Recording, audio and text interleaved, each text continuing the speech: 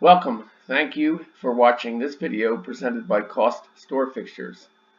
Questions should be emailed to CostStoreFixtures@outlook.com. This application uses the Microsoft Excel spreadsheet program. Microsoft and Excel are trademarks and property of Microsoft Corporation.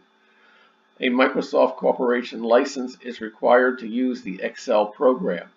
The instruction example covers foundation principles and demonstrates the process by calculating the cost of a pedestal fixture step by step.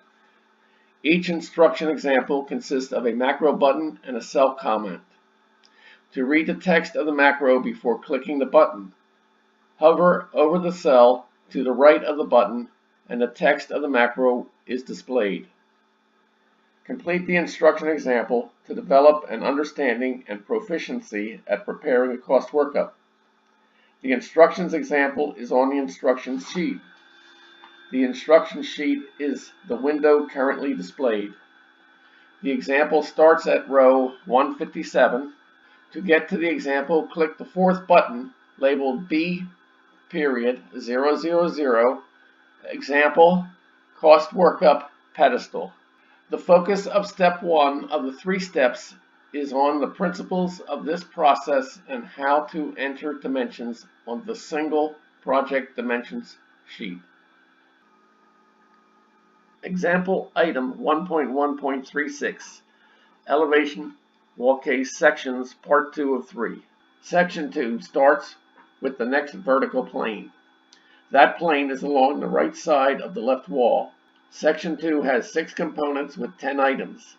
Included are 1 base, 1 countertop, 1 display, 1 light box, 5 shelves, and 1 divider.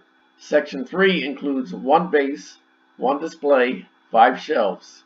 Section 1 kick and bulkhead, along with the Section 2 counter and light box, all pass through the Section 3 plane without becoming a part of Section 3.